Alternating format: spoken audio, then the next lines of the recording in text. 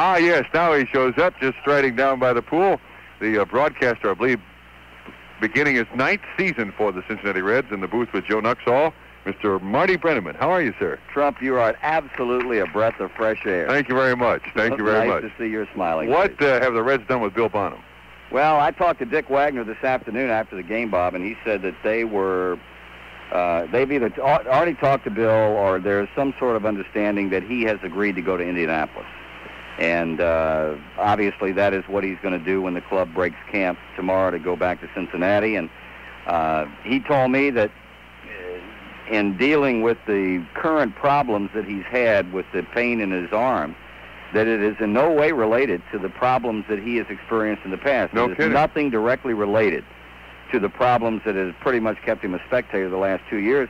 And Dick said Dr. Ballou was not concerned about it. Bill did not seem to be overly concerned. He's going to throw tomorrow on the side, and then apparently we'll go to Indianapolis and hopefully be able to pitch down there without any problems. Yeah. All right. So our pitching staff is set: Bereni, Bonham, Edelin, Hume, Kern, Leibrandt, Pastore, Price, Seaver, and Soto. That's the pitching staff. And Bob Shirley, yes. Bob Shirley. Oh, my goodness, I forgot about Bob Shirley.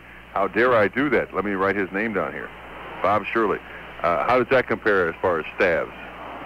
Well, I think the one facet of this team's game that Joe and I talked about all winter long, and we have seen nothing down here through now, 24 games to make us feel any differently, is the pitching staff. We felt all winter that it was going to be an outstanding pitching staff, and after the game today, it shows a team ERA of 3.28, and I think John McNamara and Bill Fisher, that's counting the 19.5 that Tom Seaver has chalked up. Can you imagine what it would be without that? Get the albatross off our back and we'll be okay. Oh, my goodness. Wait a minute. Let's stop the presses. Let me welcome to the program, too, so he can fire a shot back. The aforementioned 19.50 ERA. That is correct, isn't it? That is correct, right on the money. And it was a little bit higher than that.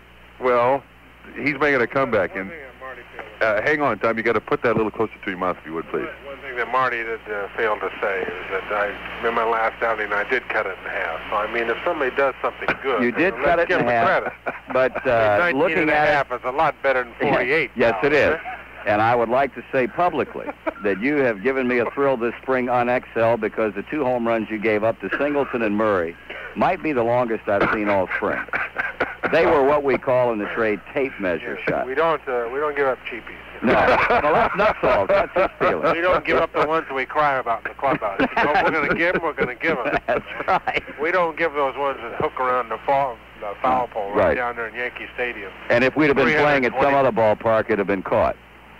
No, that's there are a couple of parks that have been caught in, but they don't play baseball. No, they don't. Grand Canyon, Yellowstone. Yeah. Well, people in Cincinnati, Tom Seaver is alive and well, although still suffering from very, very bad respiratory problems. How do you feel, Thomas?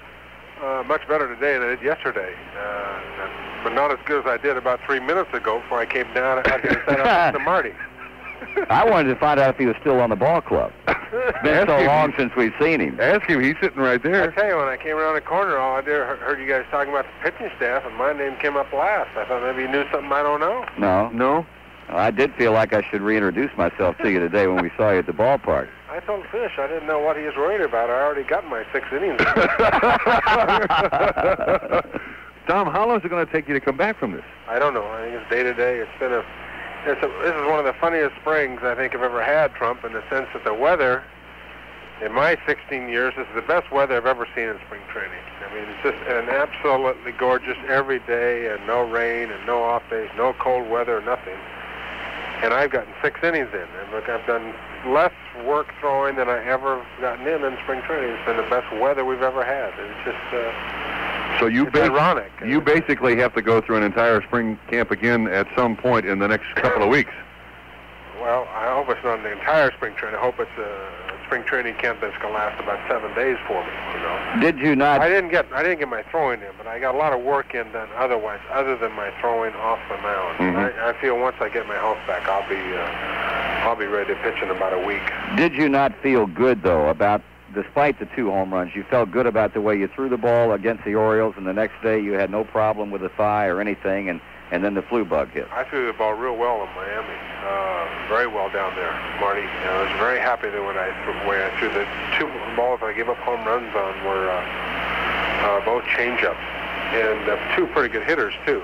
And you know, anytime you give up home runs to a guy like a Murray or Singleton, you don't worry about that. I mean, those guys are real professionals, and they get paid to hit the ball 500 feet. But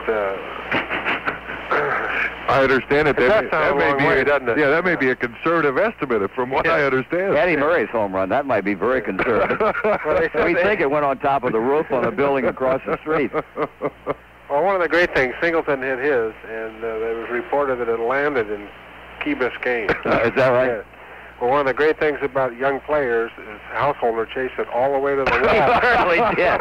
In fact, he deked out a lot of people. They thought he had a chance of catching it. Yeah, he'd had to catch a cab to catch that one.